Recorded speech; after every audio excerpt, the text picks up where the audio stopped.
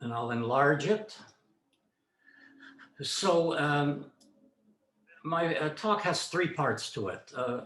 Very short introduction, and as I said, the videos of the pipeline construction, pros and cons, and finally Peter's session on the importance of the Canadian oil sands and importance for the US, I think he's going to talk about.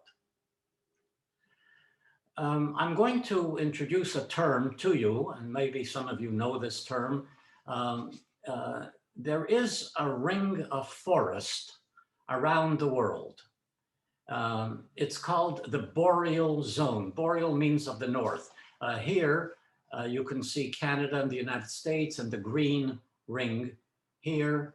And this is Asia and Europe and so on. It circles the globe. It's like a green crown on top of the world. What is this Boreal Zone? North of the Boreal Zone, and I'm showing you Canada here, you have the Arctic zone, and it's treeless. You get a few animals living here, reindeer and so on, but it is treeless. But the Boreal Zone, of course, has a lot of trees. This area is dominated by pine and I'm trying to get rid of something here. Hang on a sec, get it down. By pine and spruce trees, and there's a lot of water, vast wetlands. So this is the Boreal Zone of Canada. It extends all the way from Quebec on the east to British Columbia on the west. Here you see Alaska, Yukon, Northwest Territories.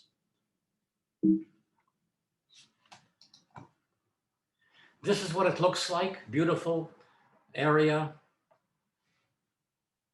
Here's a higher powered picture of this.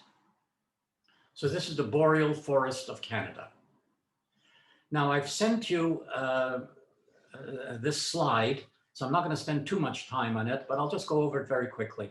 The oil sands are in Alberta and Saskatchewan, and they're large deposits of heavy mixture called bitumen, crude oil, silica sand, clay minerals, and water. It's among the largest known reservoirs of this type of oil in the world. And in fact, these oil sands lie under 55,000 square miles of boreal forest. They contain about 1.7 trillion barrels of crude oil, and it's actually comparable in magnitude to the world's total proven reserves of conventional petroleum. Many of you will remember the Arab embargo in the 70s. And since that time, with the help of Canada, with the help of fracking, we're not reliant on the Middle East anymore as much, for sure. We have our own oil, and of course, Canada is a friendly country. Now, the Keystone pipeline, built by a company called Enbridge, it's a Canadian company, largest pipeline company in the United States. It was completed in 2010. It runs from the Alberta oil sands to refineries in Illinois and in Texas, and also to a pipeline distribution center in Oklahoma. So that's been around for about 10 years. Keystone XL is a new pipeline to take the place of part of the original one, but it attracted opposition from environmentalists and became a symbol of the battle over climate change and fossil fuels. So President Obama did not allow Keystone XL to proceed. President Trump said yes to Keystone XL, and President Biden, on his very first day in office, rejected Keystone XL. And there are other pipelines, and I'm going to also talk about Enbridge Line 3, and it's now, there's a lot of battling going on about this particular one. So this is what the oil sands look like. Remember the boreal forest. The oil is down under the ground, and the forests have to be removed, and they have to dig up part of the land. I'm showing you here about a quarter of a mile either way. Here's another picture of that, quarter of a mile either way. Remember, 55,000 square miles in Alberta and in Saskatchewan. They're so large that they can be seen from satellites and the spaceships way up there. And Canada right now is sending a lot of this Canadian oil to Texas and maybe even to China via something that they're calling a modern Silk Route, a tar sands Silk Route. This is a picture of one of these pipelines going in Alberta. So I'm showing you, some of you know this, some of you probably don't.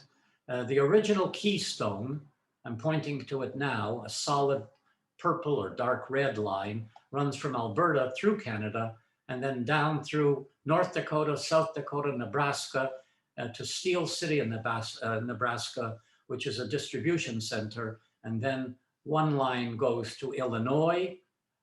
This is for the area around the eastern coast, and also down to Oklahoma and further down to the Gulf of Mexico, where it's refined and it could go on to other parts of the world.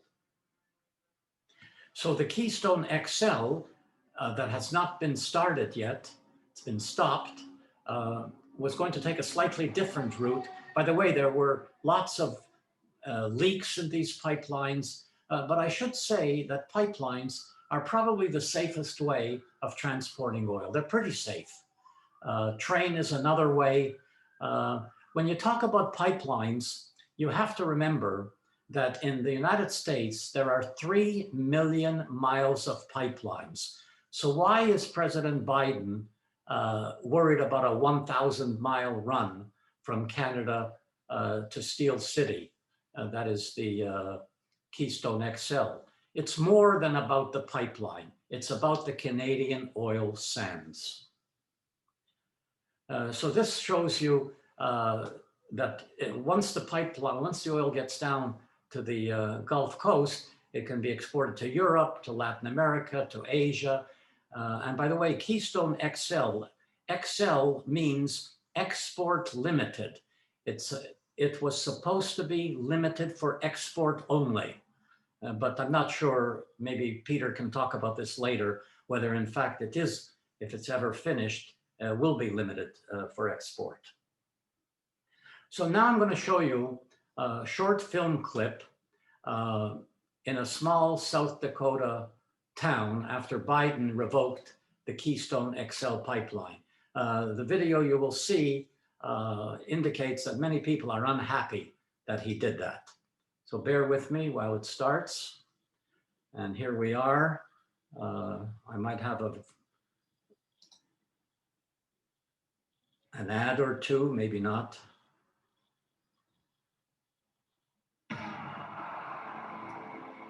In boxing or any other business, it should be another 5 or 10 seconds. I haven't figured out how to get rid of ads yet. Stay down, or do you get up? And this fight, a long way come over. Leonard is coming back. We're right here.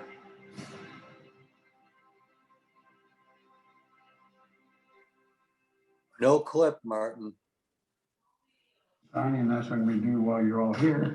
When President Biden revoked the construction permit of the Keystone XL pipeline, environmentalists celebrated. 1,500 miles from Washington, in Murdo, South Dakota, population 444, Jeff Berkland had a different reaction. How did you feel? Like it got kicked in the stomach, honestly. I didn't feel good at all.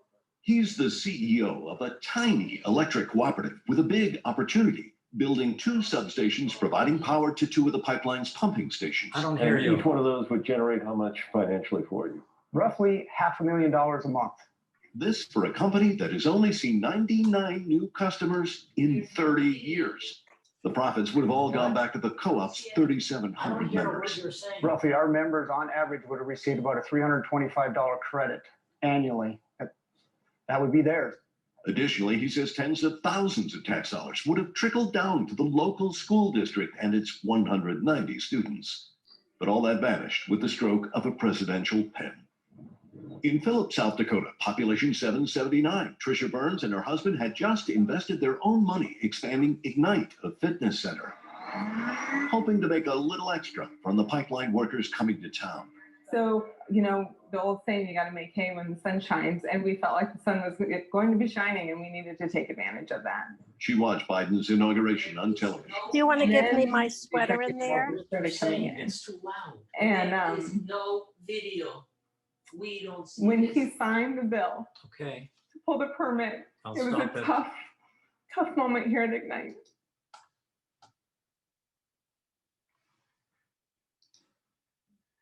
Did you see the video or was there no video?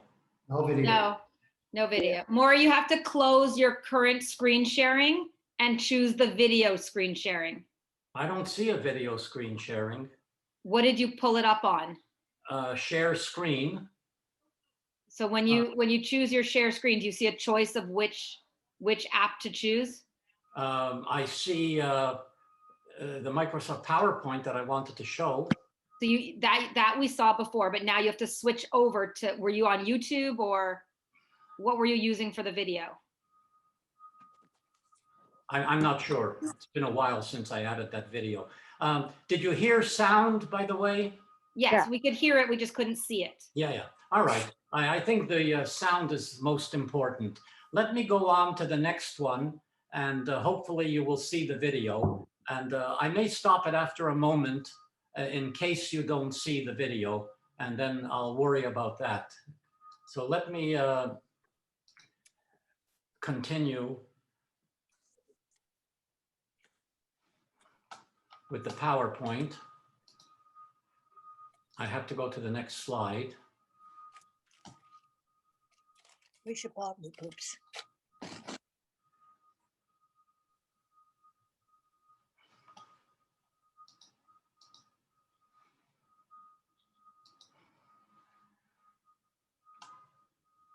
If I continue to have problems with the video, I'm not going to worry too much about it. I'll just continue without video.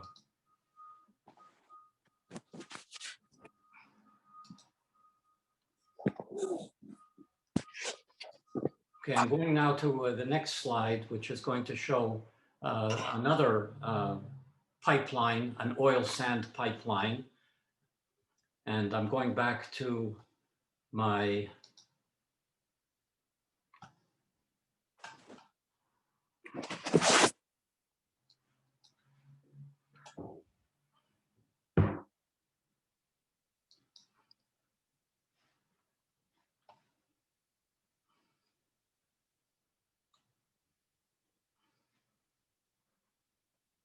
Of course, I've done this many times, and all of a sudden I have a problem here. Martin, if you want me to show it, if you send me the link, I can show it. No, the link is not that important for now. I think I will just go on with Peter. We'll move on. I'll worry about the video at a later time at the end if we can do it. So let me just get back to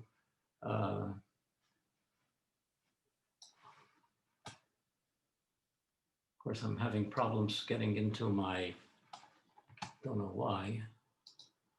Okay, now I'm back. So I'm going to share my screen again and just finish off. All right, can you see the screen now? Yeah. All right, so I'm just going to forego the video for a moment and just tell you that there's another pipeline. It's called Line 3, another one from Enbridge, and it's been in operation since 1968.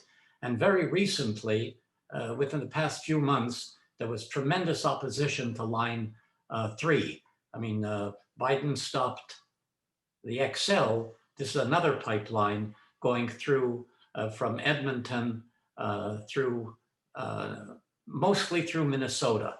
And they're not very happy in Minnesota about it. But this one actually is 40% complete.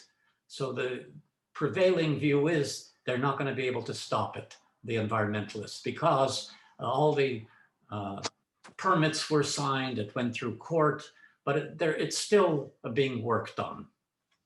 So let me just, I'll leave this for the end. And now I'm going to stop sharing and ask Peter to talk about the Canadian oil sands and their importance for the USA and other things.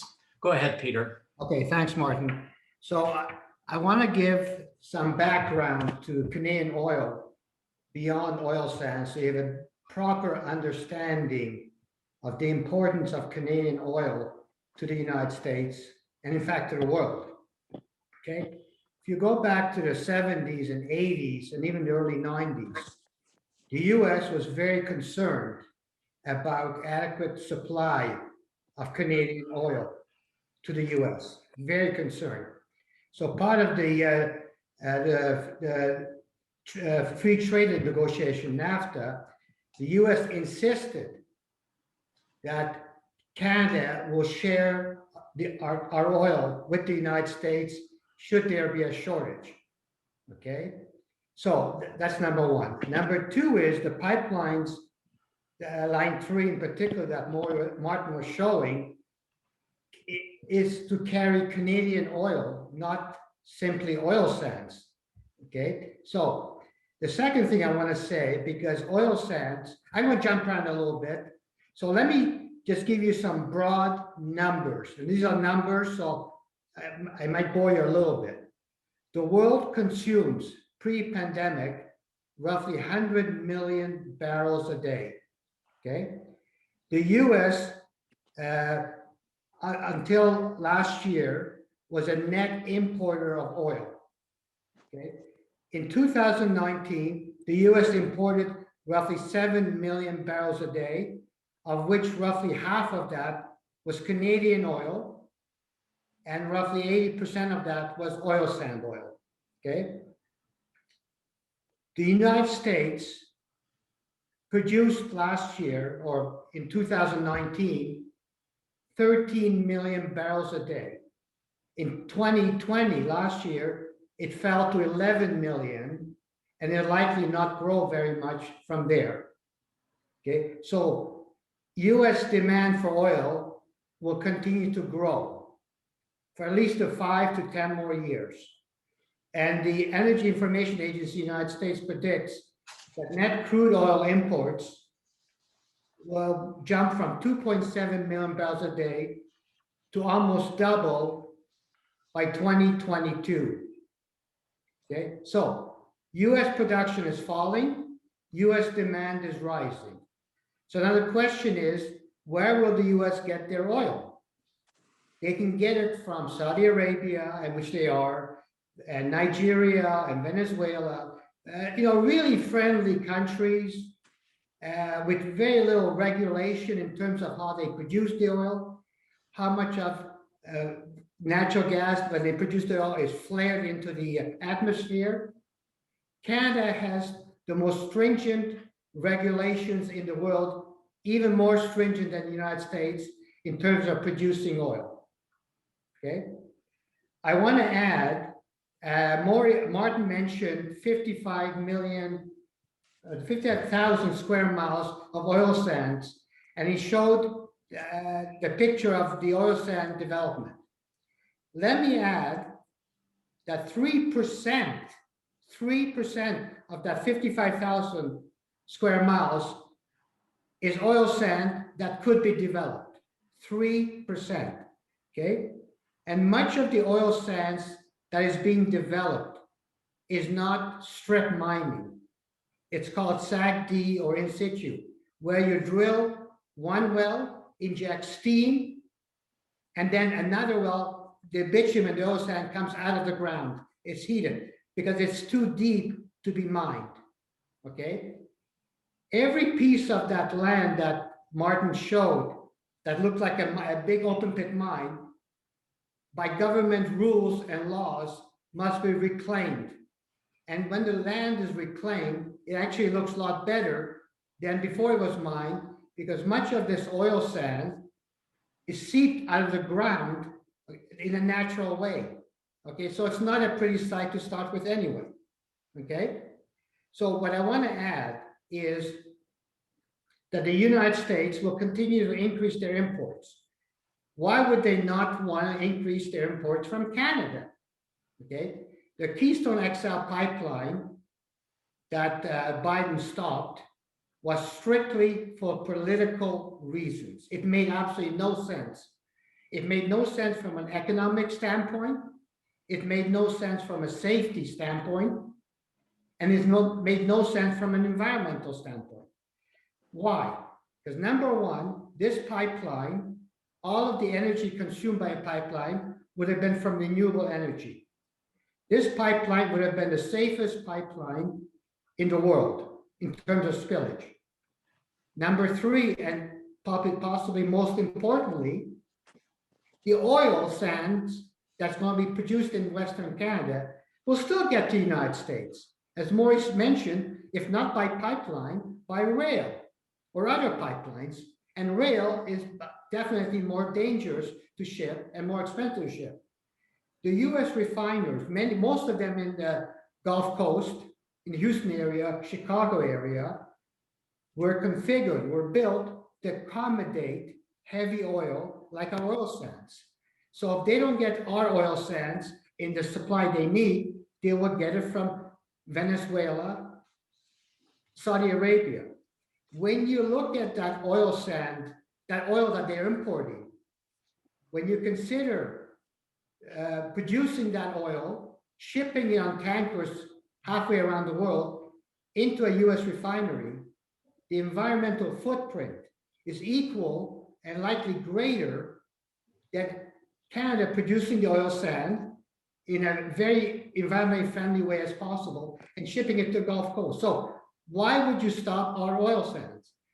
The other thing I want to mention is, as much as our oil sands is labeled dirty oil, some of the oil produced offshore California and Alaska, in fact, is dirtier oil. It's got a much bigger environmental footprint than our oil, and that's being produced. And the other question I have is, why do American and Canadian environmentalists pick on our oil sands and focus almost 90% on our oil sands and our pipeline and not other oil sands, other oil produced in the world?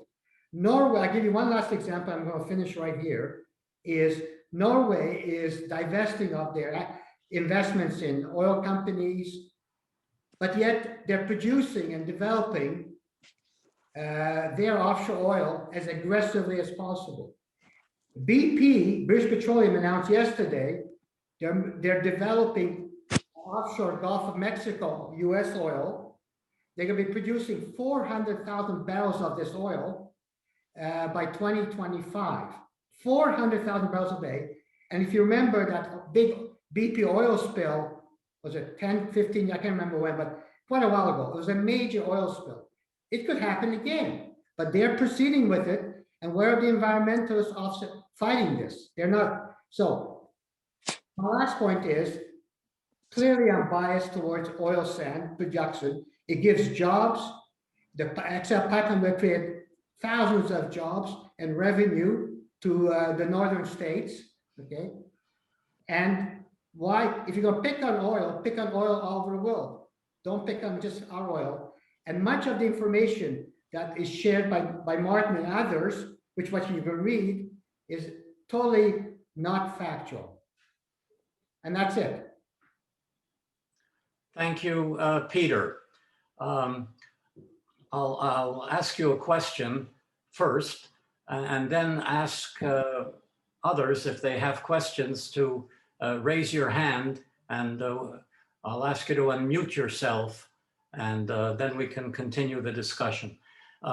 Peter, with regards to what you said about it being political, that the president stopped or did not allow the permit, of course it's political, but you have to also give credit to the numerous environmentalists in the United States who are not politicians, you know, millions of environmentalists. And the other point is, I think you'd have to agree that it should be up to the United States to decide whether we want the oil sands. It could be that we would be willing to pay slightly higher money for oil not to get the oil sands from Canada. Finally, I will say that even in Canada, Quebec doesn't allow a pipeline to come through. They don't want the oil sands. I'm not sure where they get their oil from, maybe from Europe. But can you comment on that? And, Yes. and someone else, anyone else have some comments? Let me stress that the oil sand production is not going to slow down 1 barrel a day by not allowing Keystone Pipeline. We are developing our oil sands as quickly, as economically, as safely as possible. So number one, we're building a pipeline to the West Coast, a Trans Mountain Pipeline. It'll be done, completed in about a year and a half. And we're going to ship much of it to China. Number one. Number two is it's still going to get to the United States, okay, through rail.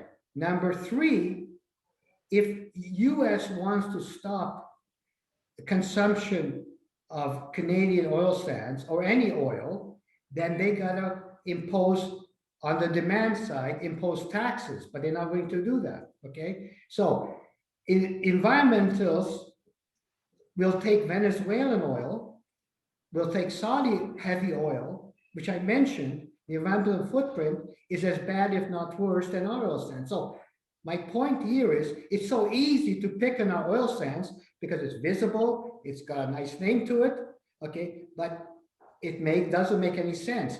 Not to say you can't pick on it, I'm just saying it doesn't make sense. Anne, do you have a question? Well, does Peter work for an oil company? No. I look at it from a different angle. I'm looking at it, California is going to be imposing all these laws. We're going to have electric cars. We're going to have electricity. We're going to build the grid. I don't know what you're talking about. We won't be increasing the demand. The demand for oil in this country, in the US, will not be increased. If it is, we're dead ducks. If we increase the demand for oil in this country, we're finished. The environment's going to kill us. I feel very strongly about this. Okay, so Anne, is it your name Anne? Yes. Okay, so I respect what you said. The problem is everything in your house, basically, from your eyeglasses to the clothes you're wearing, has oil in it. Okay, so yes, transportation demand is going to come down in about 5 to 10 years from now, but not till then.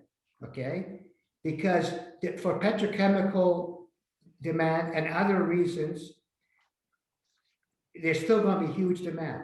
And remember, when you have economic growth, you have energy demand growth.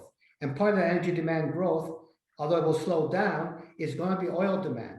So I don't want to disappoint you, but you're going to see growth in US oil demand for at least the next 5 years with a reasonable growth in your economy.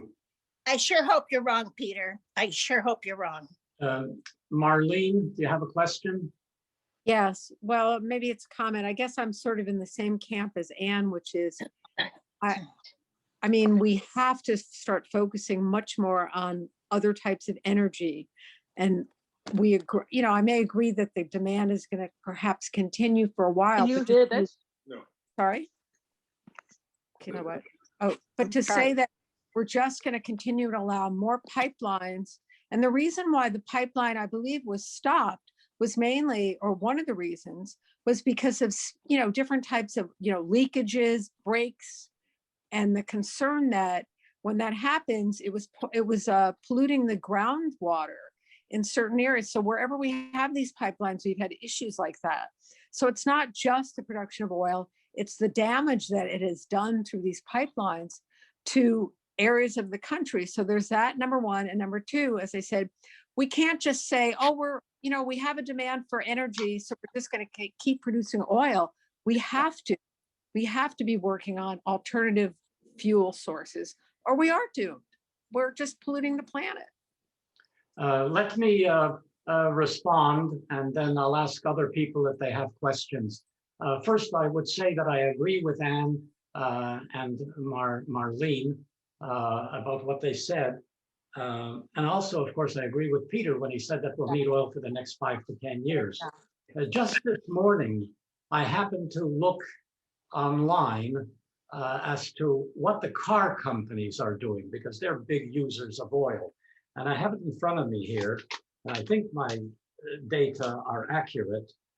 General Motors will have 30 new electric cars by 2025. Mercedes, 10 new electric cars by 2025. Toyota, who I thought were behind, today they said they're having 15 new electric cars globally by 2025. BMW, 25 new electric cars by 2025. Volkswagen, I'm sorry to bore you, but Volkswagen, 30 new electric vehicles by 2025. And Volkswagen goes on to say that by 2030, 60% of new Volkswagen car sales worldwide will be electric vehicles. So I think that the oil companies know this, and the oil companies are taking this into consideration. And I'm sure, and Peter, you can help out here, that they're probably going into renewables. And I think I even read that Alberta is going into renewables.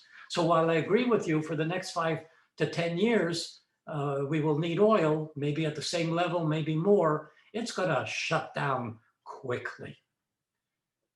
Okay, so can I respond? Yes, go ahead, Peter. Okay, so what we're forgetting about is we're looking at the United States and Europe and Canada, and you're 100% correct. But when you look at China and India and other parts of Asia, okay, where their economic growth is 5 to 8 to 9% a year, and their population growth is huge, and because they want to be industrialized, they want to have a bigger share of the pie, they want to be middle class, they want to consume the bulk of energy growth, and much of that, or some of that energy growth, will still be fossil fuels, oil and natural gas.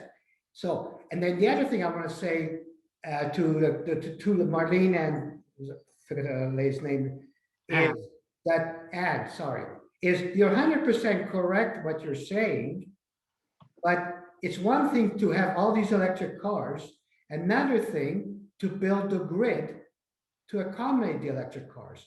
And remember, much of the electricity produced today is not renewable energy, it's from natural gas and coal, which is changing. The last thing I want to say is that this whole topic was on the supply side, okay? You want the environment to be a lot better or stop getting worse? What you need to do, your government needs to do, which you'll never do, is not on the supply side, on the demand side. Take the price of gasoline and add a 50% to it in a tax, like Europe has it. Take heating oil and add a 50% tax to it, okay? But that is political suicide, and that's not gonna happen, okay? So can you imagine if gasoline in California was $6 a gallon? Is that gonna affect demand? Of course it's gonna affect demand, but you won't get reelected. So that's what you need, is a carbon tax that we have in Canada and a much bigger tax on gasoline. And do you have another question? And do you have a question? We have a carbon tax in California, or yeah, it's what do they call that? Where you have to pay up or you trade. I forget what that's called. But yeah, that's not a carbon. You're trading carbon emissions. Yes, it's a form of tax. You're right. Yeah. Yeah. You answered that already. Yeah. Okay. I'm talking about a carbon tax to the consumer. I think that's what she means, that we have a carbon tax to consumers in California, I think. Let me just respond a little bit, Peter, to what you said with regard to demand. We are reducing demand in the best way we know how. It started with Newsom in California, where he said that by 2035, there will be no more internal combustion engine cars. That's reducing demand dramatically. And then I just mentioned that all of these car companies are going to start producing electric vehicles. That is reducing demand. So that's having to do, we are doing it. Secondly, charging stations. I know a lot about charging stations. I have an electric car. I got involved. I read this also this morning, that 97% of people in the United States who have electric cars charge at home or at work. And of course, I charge at home. Now, that may not be the way it goes in the future, because if you want to have people in New York and in the big cities, you'll have to figure out other ways of getting them to charge. But many, many people, almost 100% charge at home or at work. And the other thing, the last point, and then I'll let you go on, Peter. The last point is that, as you know, part of Biden's infrastructure plan is to put in, together with companies, he's not going to do it alone, 500,000 new charging stations across the United States. I don't know where he's going to put them, maybe where there are gas stations now, but I have a feeling that the car companies, they're not stupid, these people who run General Motors, Volkswagen, Toyota, Mercedes. They know they need charging stations. Just like Toyota built up charging stations, the others will build up charging stations. And that's all I wanted to say. Go ahead, Peter. Okay. You're talking about all those people with charging their homes with electric cars. I don't know the exact number. I would estimate that less than 5% of cars on the road in the United States are electric cars. Less than 5%. In 5 years from now, it'll maybe 15%. Okay? And in 20 years from now, it'll be 50%. But the car population is growing. Now, your governor said by 2035, that's 14 years from now, there'll be no new car sales of internal combustion engines. But you're still going to have, I'm guessing, 30% of the cars on the road in California 14 years from now still be gasoline. But June and Marlene want action the next 3 years. And my point is, the next 3, 5, 7 years, it's only going to get worse, okay? And it's going to be very difficult to get back to what we want, okay? And Biden could introduce all these things. Number one, he has to get it through Congress, okay? And I wish him luck. And there's going to be trillions of dollars required to do this. And can you find the money? Don't get me wrong, I am all for improving the environment. No, you're not. I'm just being realistic. No, you're not. And it cannot be done in a significant way for the next 10 years. Anne, do you have another comment? Yes, what was it? Jobs. We are going to pull out of this recession, this pit we're in, and it's going to be, yes, we're going to build these things. You bet. We are. And what happens in California goes across the country. The rest of the country does it. They're already doing it, I guess, because they're planning more electric cars. Anyway, I think this is going to happen. And why is it that Canadians want to go across our land anyway? Why don't they go across their own land? Okay, so let me answer that question. Okay. Number Yeah. one, America, needs our oil. Number one. Number two is, if we don't supply your oil, that one of the big issues right now in the United States is your governor of Michigan, who wants to stop this Line 5 pipeline that was built in 1957 from proceeding, okay? They're building a new pipeline to replace it for safety reasons. She doesn't want that allowed, okay? Much of that, or some of that pipeline oil, is desperately needed by the state of Michigan. And even Biden will allow that to go ahead. So it's not a matter of our pipe. You are consuming or importing 5 million, 6 million barrels a day. Would you rather import it from across the world, from an unfriendly country, or import it in a safe way from Canada?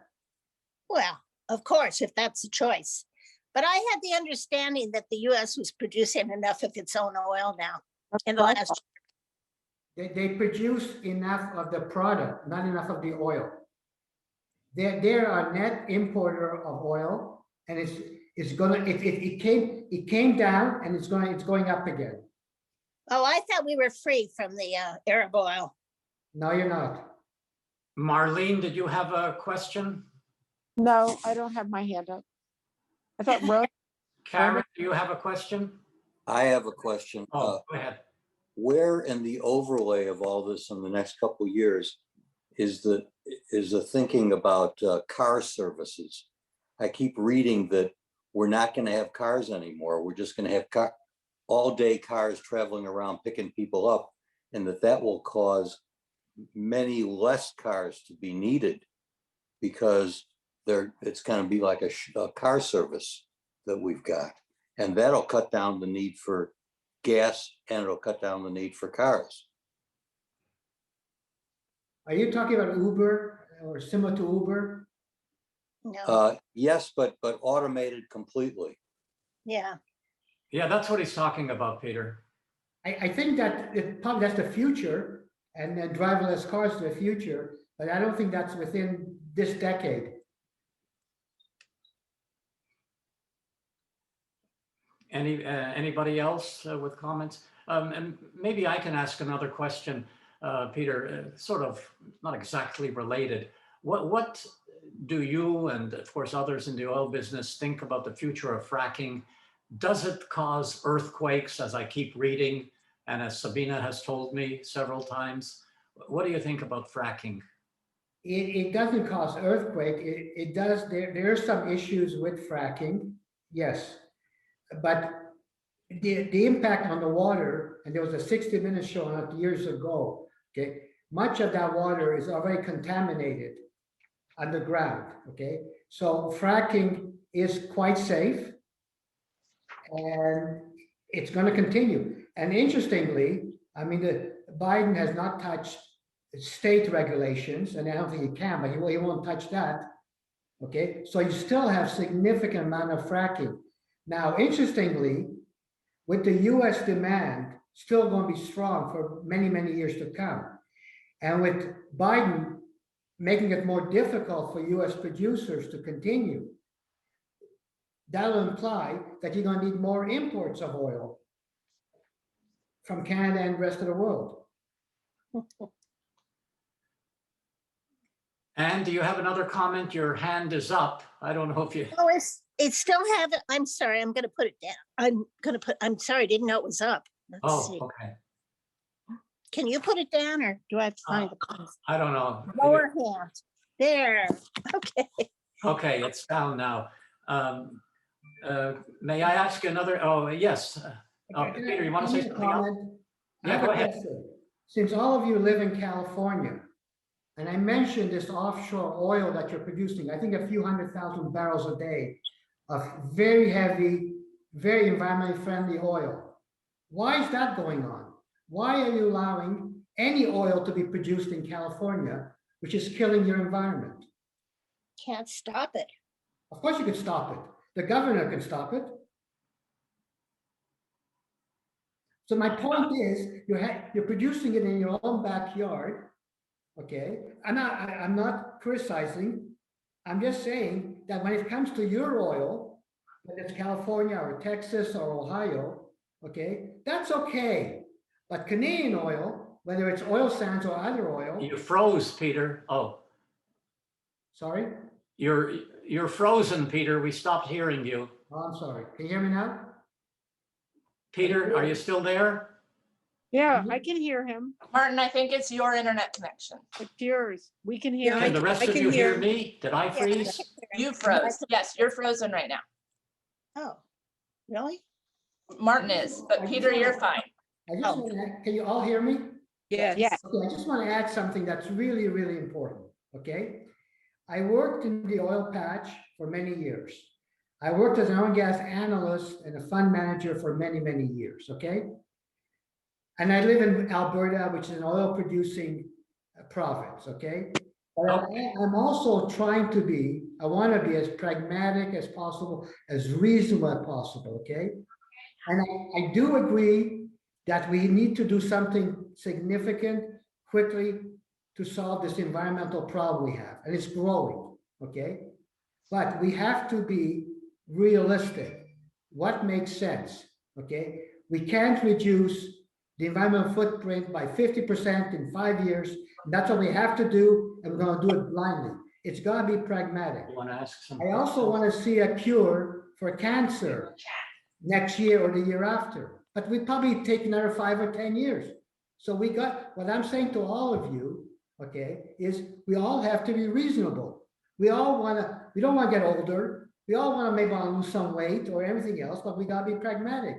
Oil, I would call, is a necessary evil that we consume every day. Everything we wear, the cups we use, the machines we use, your washing machines has lots of oil component. Even the cars, even electric cars, Tesla cannot produce one car without using a fair amount of oil component in that car. So At this point. at this point. Rona, do you have a question? Yes, I wanted to say that I, like the others, am very concerned about the environment. And if we don't take a very harsh stand right now, we're going to completely lose any opportunity that we have to improve the environment and to survive. It's my understanding that natural gas in the United States has been able to take the place of the heating oil that homes were using, and that natural gas is making a big difference in terms of our use of natural gas. So my question to you is, how much of the US shortfall in oil is expected to be made up by solar and wind power and the expansion of our use of electronic vehicles? I also think, with regard to oil being used in other products, that if we don't have it available, technology and science will come up with substitutions for it. So I agree with you, but natural gas is a cleaner, but still a fossil fuel, okay? Yes. And you still have some coal plants, I believe, but they're being discarded, okay? What you mentioned is to replace oil is going to take another probably 15, 20 years in every form, at least, okay? It's not that simple. And there's cost involved in replacing it. And you also have to remember, okay, as much as oil is bad for the environment, okay, your oil production 12 years ago was 7 million barrels a day. Now, last year, 2 years ago, it was 13 million barrels a day, largely because of fracking, okay? But that revenue to Pennsylvania and other poorer states gave them huge revenue to build hospitals, for research, health research. So that revenue did a fair amount of good. It gave jobs to so many people. So that wasn't all bad, okay? And producing oil today is bad for the environment, but there's a good side to it, okay? It's not 100% bad. And the good side is jobs and revenue that the states badly need, okay, to help the poor, to help the unemployed, whatever else. So there's a good part of it, okay? I think that Biden is expecting that the increase in solar and wind energy will provide a lot of jobs for people, and that will take the place of what you're talking about in terms of jobs that oil has been producing. Yeah, Peter, let me go to another question, please. Karen has a question in the chat room, and that is pollution the only aspect of this topic being political, or are there other aspects that make it political? Peter. Okay, I mean, definitely other aspects, okay? And the problem is, like I said earlier, the Canadian oil will be produced regardless of a pipeline. So, or no pipeline. So it's clearly other aspects political. It's not pollution, because oil now is $63 a barrel. It's economic to develop oil sands, and it's going to be developed. Now, you're right, Martin, that the oil companies are changing their strategy. They're changing the strategy more towards renewable, but not so much that's the case. Before it was called drill, baby, drill. Anything that they could drill that makes economic sense, marginally, they drilled it. Now, the oil companies, because of their shareholders' requirement, are focusing much more on dividends and returning the money to the investors. So you're going to see less spending on drilling activity for that reason alone. I think we talked about this a while ago, that Alberta itself is getting ready for the post-oil environment. You know, maybe 20 years from now. What are they doing now? Okay, so we have, because we have a lot of sun in Alberta, we have built the largest solar field, call it, in Canada. And I might add, it's built by a Jewish family, 2 brothers who are doing a great job. They're also building wind farms as well. So we are definitely moving in that direction.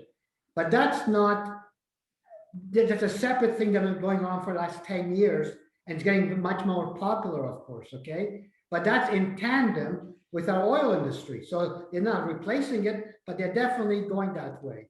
And clearly Alberta and Texas over the next 10 to 15 years will have to diversify even more to replace the oil.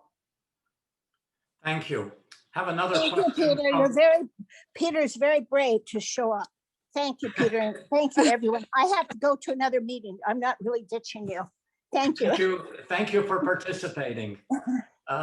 Peter, I have another question. This is from Sabina. Can you comment on how the pipelines are affecting Native Americans or Native Canadians? Very good question. So number one, the Indigenous Canadians, I would say, are 80% or higher in favor of the pipelines. They are partnering financially with building pipelines. They are approving pipelines. There are 20% who are against the pipelines. Remember that pipelines largely are underground. You don't see them. They are state-of-the-art. They're extremely safe, okay? But there is opposition like anything else. Not in my backyard, whatever there is. So, and the same thing with the Keystone XL pipeline. There are many natives who are very much in favor of it, and there are many who are against it. So it's not all or nothing.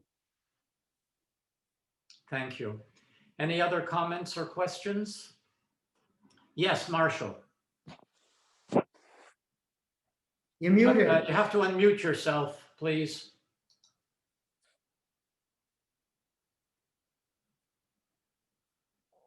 Marshall, you have to unmute yourself. Fine.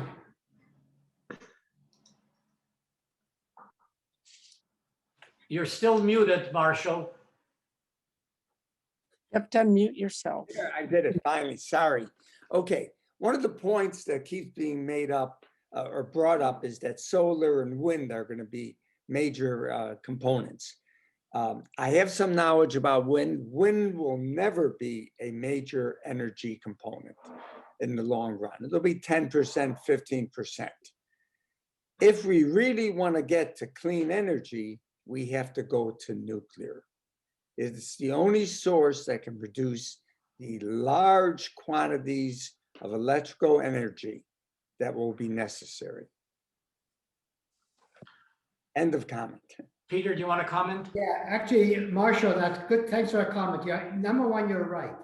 And number two, you have to remember when we're talking about wind and solar and even nuclear, we're only talking about electricity.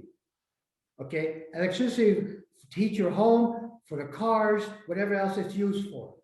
But there's a whole other aspect, the petrochemical side, and other uses of fossil fuels, particularly oil, that the renewables, these 3 new renewables, will not replace.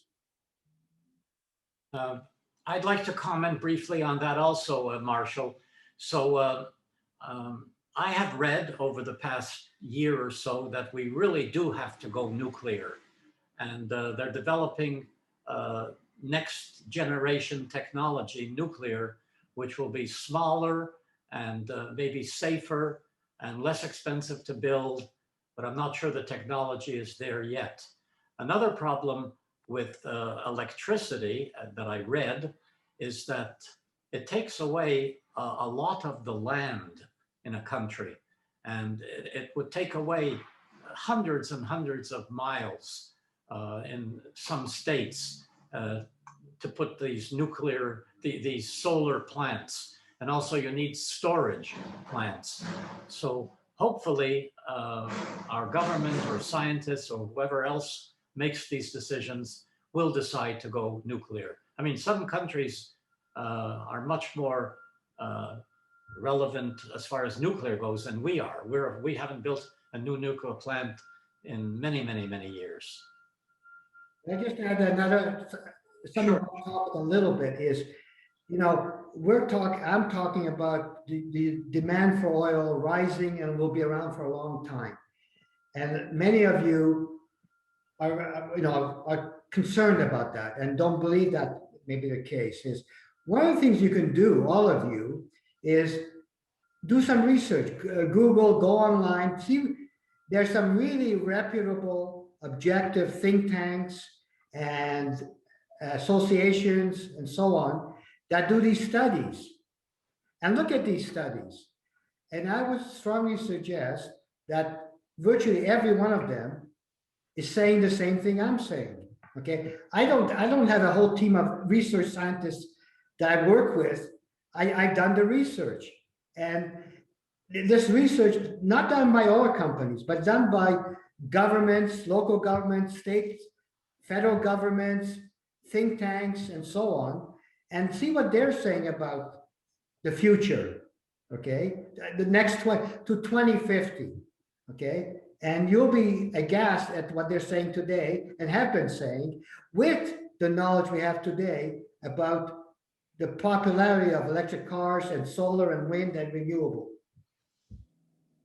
What amazes me with these discussions, and when I got involved in thinking about energy a year ago, I thought we were always talking about 2050, where there would be a major change. Everyone was talking about Paris Accords 2050. When I would discuss this with other groups, I remember 3 or 4 months ago, somebody said, why are you talking to me about 2050? I want to know what's happening in 5 years from now, in 10 years from now. And of course, now, with everything that's come out in the past few months from these car companies, as far as demand goes, we are talking about 5 and 10 years from now. And I think, if I remember correctly, correct me if I'm wrong, Peter, that within the past week or two, 330 major American companies have written a letter to Biden asking him to go much quicker on moving towards renewables than he is planning to. Did I get that correct? That's new to me, but it's certainly possible. But we have to remember that let's face reality. The Paris Accord came about in 2015. Now we're in 2021.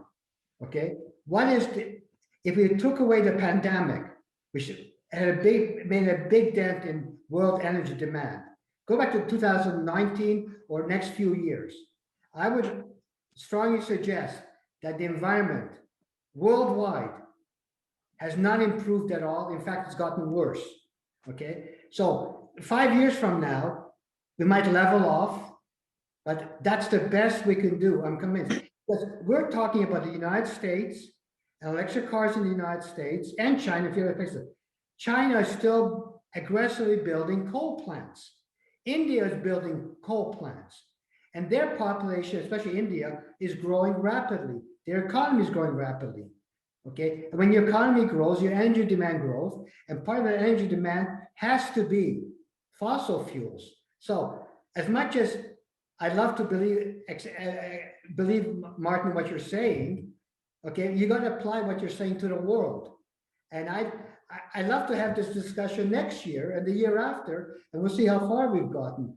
And I don't want to be a negative, overly negative. I'm just trying to be realistic. I got into the oil business in 1975, and even then we talked about electric cars. Now, clearly, we made major headway with electric cars, and we're going to continue. And Martin, you're 100% right that electric cars are becoming more and more popular and will continue to be. But that's still not significantly affecting world oil demand. Okay, I just wanted to ask one other question. Karen, are you from Oklahoma, or is that another couple that's from Oklahoma? It's another couple. That's Mickey and Jane Katz. Oh, okay, they're not I here. wanted to ask the question,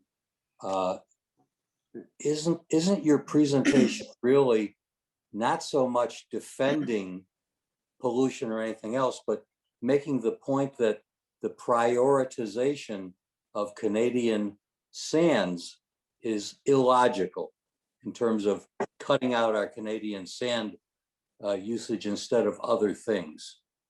Definitely, definitely. And I appreciate your question because there's such a misunderstanding, okay, of our oil sands. I mentioned again, we have the strictest regulation for any oil and gas development in the world, number one. Number two, it is a safe country, it's a friendly country to the United States. We are shipping 3.5 million barrels of our oil sands to the United States in a very safe way, okay?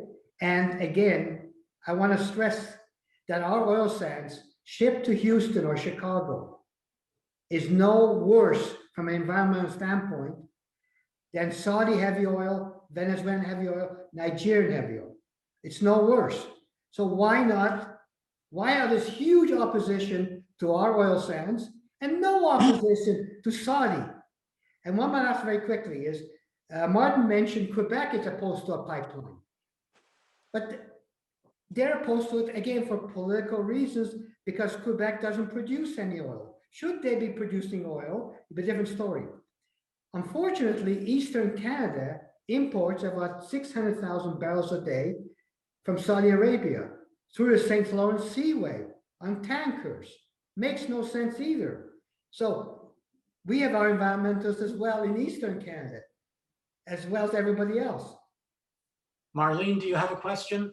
Yeah, I mean, I said it before, but you haven't addressed, you keep saying, well, the oil sands isn't any worse than the other oil, or maybe it's better, but you haven't addressed the pipeline issue.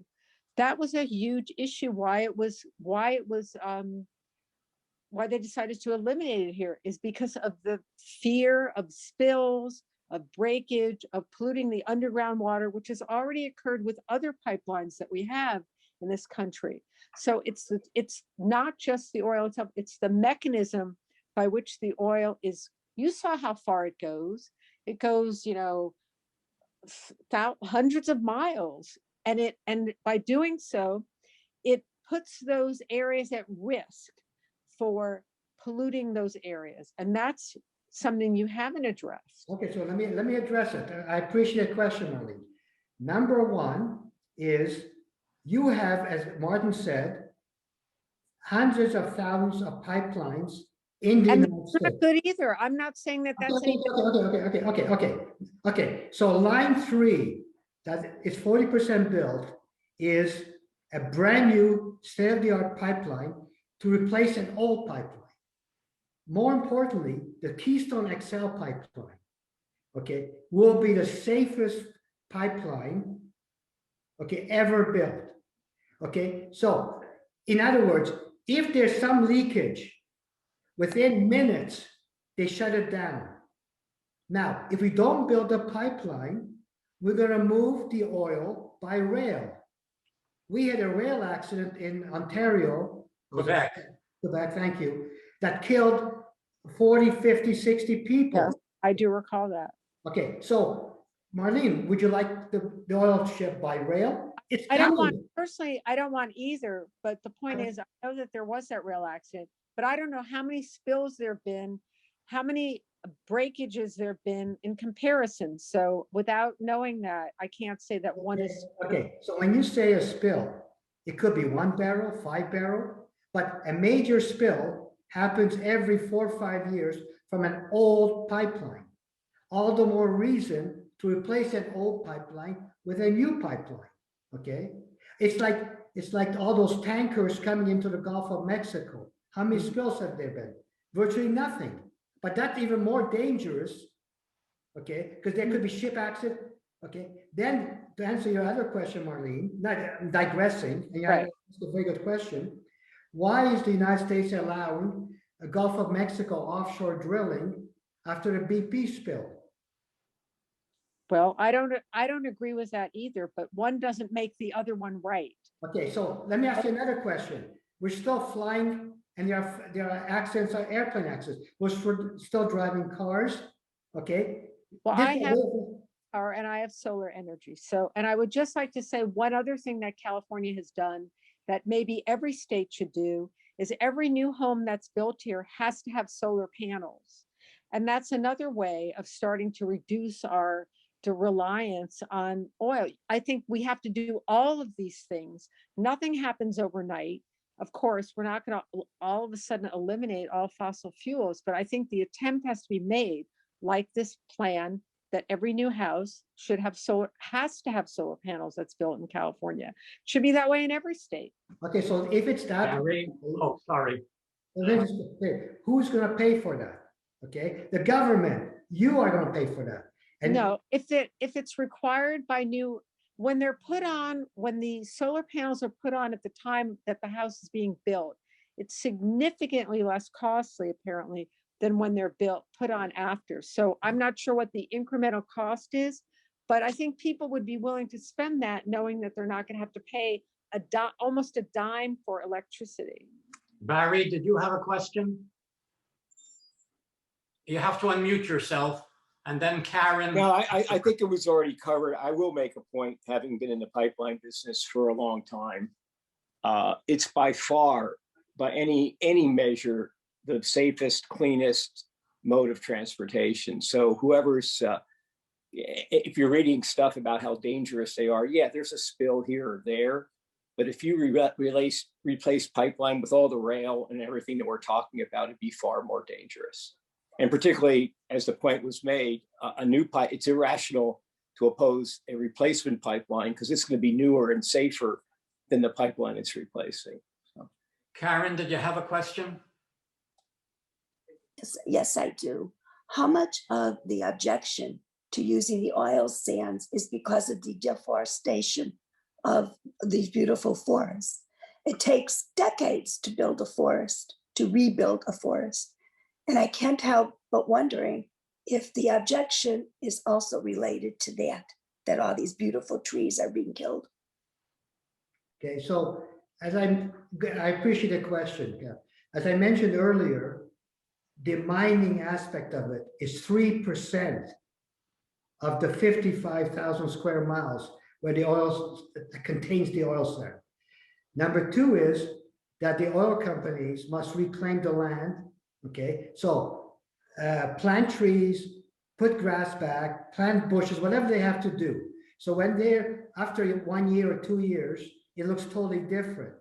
Okay, but remember, these lands are largely barren in the first place. Okay, except for the trees that was mentioned because of the seepage of the oil sands. Okay, but it's like anything else. I mean, you have mining in the United States. Okay, strip mining in the United States, in Utah, and other parts of the United States. It's one of these things where, or you cut down trees in other parts. We live for our way of life requires us to consume oil. Okay, and there's some damage done. We try to do our best to reclaim it. Okay, but the alternative I go back to is taking oil from the Middle East, helping those countries. Okay, they flare a lot of natural gas, which is terrible for the environment. There's no real regulation. We don't know what they're doing there. Okay, so the choice is there's some damage, most of it is reclaimed, okay, versus something else. I'll just would like to add something to what Barry said, because I've read the same thing also, that both pipelines and even trains are very, very safe to transport oil, with pipelines being safer than trains, but they're both safe. I mean, it's rare that you have a very serious accident. The other thing, Peter, with regard to what you said, and you may have the data much better than I do, but I find it hard to believe that if only 3% of the forests, of the boreal forests are being used for tar sands, that they could see the tar sands from spaceships. You know, you would think it would have to be much, much more, 3%. Well, how could you see that from a spaceship? 3% of the oil sands that's produced is from mining. It's a fact. Okay. But you don't, I'm sorry, I missed that. Say that again. Okay. I mean, the mines are huge. Okay. Yeah, but how can you, I'm saying that it's much more. I was saying that it's hundreds and hundreds of miles that's decimated, and that's why you see it from a spaceship. You wouldn't see it if it was just 3%. Okay, but 3% of 55,000 square miles is hundreds and hundreds of miles. Yeah, anyways, I don't know that figure. Okay. By the way, the other thing I heard, Peter, is that logging is destroying the forests more so than mining and more so than the oil sands. Have you any comments about that? No comment. Let me just say something, a general comment, okay? And we today significantly, we being the world, significantly depend on oil and natural gas for our energy needs.